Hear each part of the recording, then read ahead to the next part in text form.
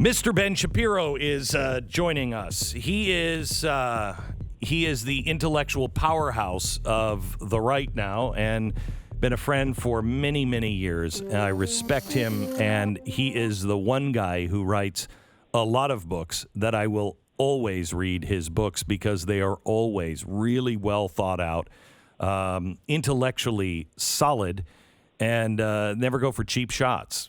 Mr. Ben Shapiro, how are you, sir?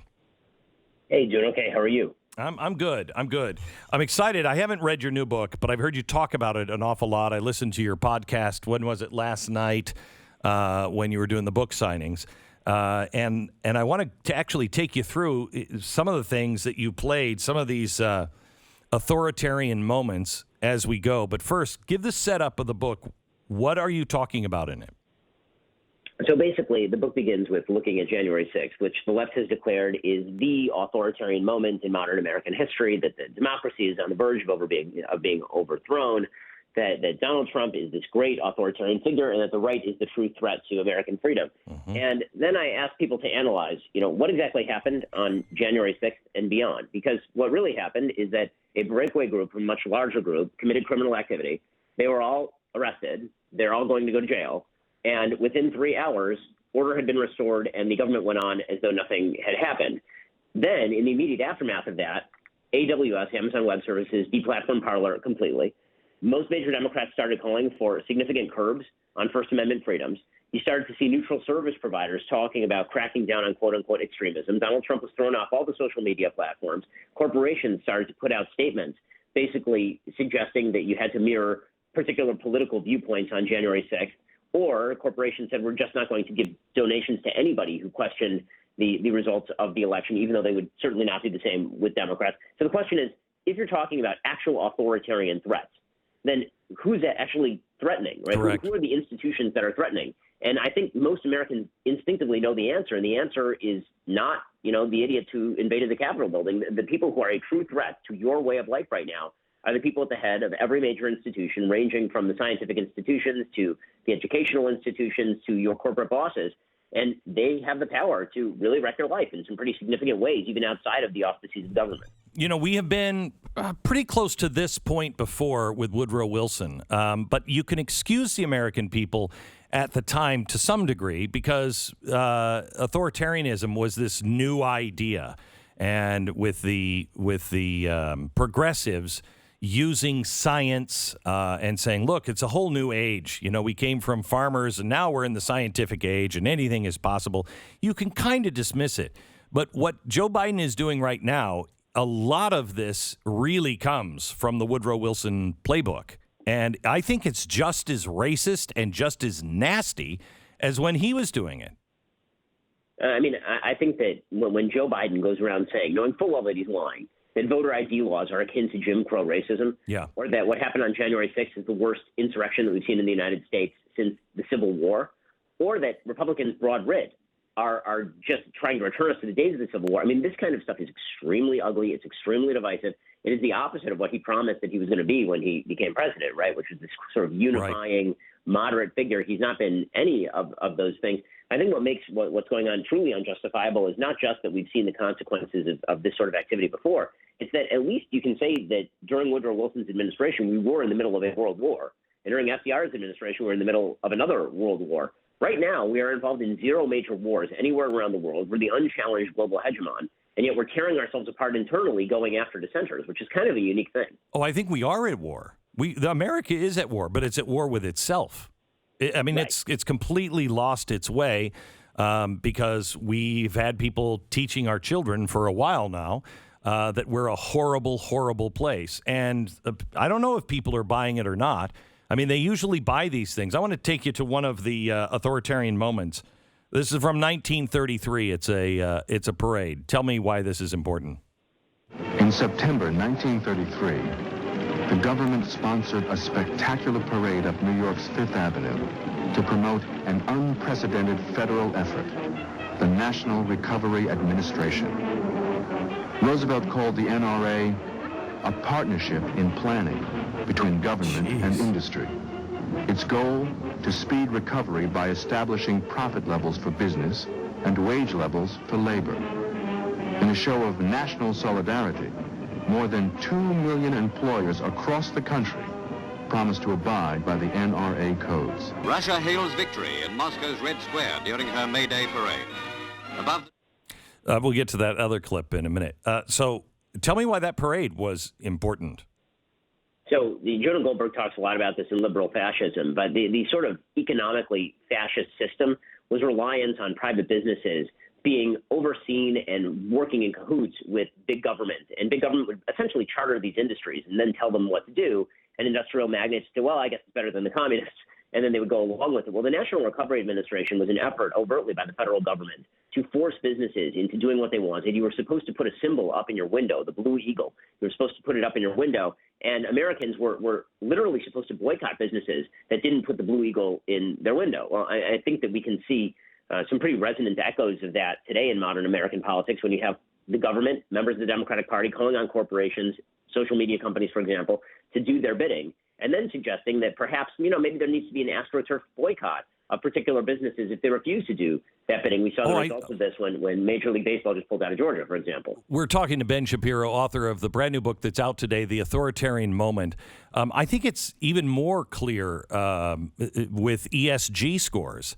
I mean, this is the government getting into bed with global corporations, banks now providing a ESG score. And if you're not playing ball with the government and with, the environmentalist and social justice members, your score will go down. And in Europe, they're now proposing that you cannot do business with any business that has a lower ESG score than you do. Yeah, I mean, you see it also in places like California that have attempted to actually pass laws leveraging people onto boards of corporations. If your corporation is large enough, then we now have to put a certain number of people of particular races or sexual orientations on the board of the corporation. I mean, this is truly totalitarian stuff. And what's even more totalitarian in effect is that the corporations then shovel this garbage down on the people who work for the corporation. So it's easy, Glenn, you're able to speak freely because that's what you do for a living. I'm able to do it because that's what I do for a living. They can threaten our livings, but they're never going to be able to take away all of our livings. We have too many people who are interested in hearing what we have to say. But if you're just a guy working at a corporation, it's very easy for the corporation to get you to mirror their prescriptions because you got to put food on the table for your family. Well, that's the thing that I like about this book is you're not just coming with the problems. You actually have the solution. And I think the way you have phrased this is really appealing. I've been talking about Martin Luther King. I hate boycotts, and I know you do too. Stu does. But Martin Luther King says if we wouldn't have done the boycott, if we wouldn't have had the teeth, it wouldn't have worked. We wouldn't have had the Civil Rights Act passed. And they are coming after us, and we just keep taking it, and we don't come after any of the companies that are shoveling this crap. Explain your position on this. So I'm with you. I hate boycotts. I mean, I'm in an industry where you and I are routinely hit by people trying to go after our advertisers. Right. But here's the reality. There has to be a mutually assured destruction here. If these corporations are only caving to one side, there's a tremendous asymmetry. You'll see a corporation that receives 10 tweets, and then you'll get a call from your ad broker saying, well, they've removed their advertising because they got 10 tweets. And the answer to that isn't, oh, well, they're a private business. They can do what they want. They can. But they can also feel the blowback from the other side. And so what we've done at our company, for example, is we said to advertisers openly, quite openly, that if you want to advertise on our show, you can pull your advertising anytime you want, but you're not allowed to announce it publicly. If you do announce it publicly, you're going to have to pay us out. And not only that, you understand that if you make a public statement about our shows or our audience, we'll go to war with you. I mean, we cannot, we stake our brand value in dealing with advertisers that we believe in. And you don't get to just undercut us that way with our own audience without us blowing back on you. And I think that broadly speaking, that's what the right needs to do at this point. If you're going to see MLB pull out of Atlanta, then they need to feel it in the ratings. If the NFL starts to go woke, they need to feel it in the ratings because I would prefer that we go back to neutrality, but we're never getting back to neutrality unless the left learns that this stuff is bad. And this really is important. You talk about this with offices. So many people just feel they're alone, and they're not alone. They're in the majority, but nobody's afraid. Everybody's afraid to say something, and you don't know who to trust. And so they just go in and they abide by these stupid things that they have to do, examine their whiteness at Coca-Cola, et cetera, et cetera. And you're suggesting that they form a coalition.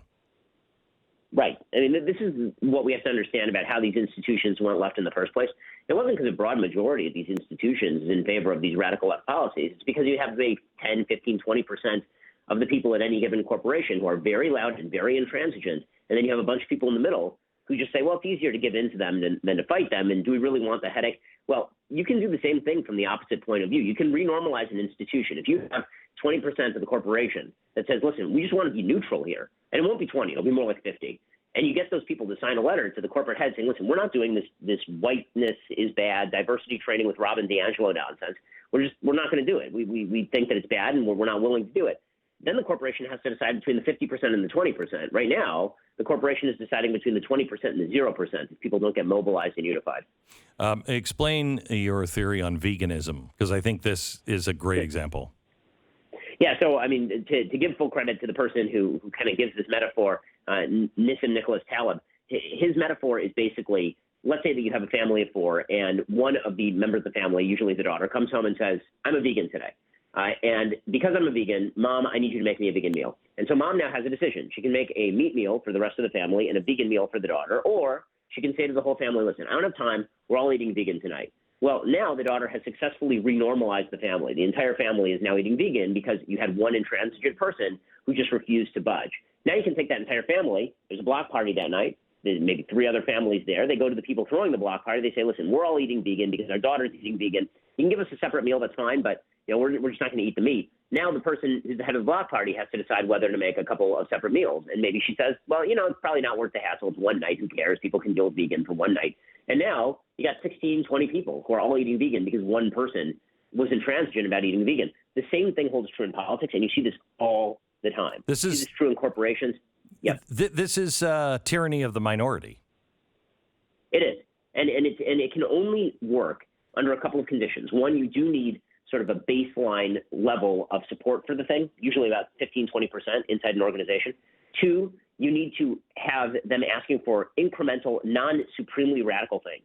So this is what the left does. They don't go right away to, we need Robin DiAngelo teaching you the whiteness is bad. They start with, we need diversity training. Are you against diversity? Why don't you like diversity? Diversity is good. Are you racist? And then it moves on to, well, diversity training really has to encompass teaching about the systemic racism of the American system. Mm-hmm. And what, don't you think that systems have histories?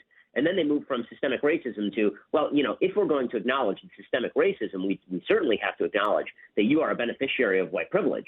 And if you're a beneficiary of white privilege, this means you suffer from whiteness. You can see the sort of step-by-step encroachment.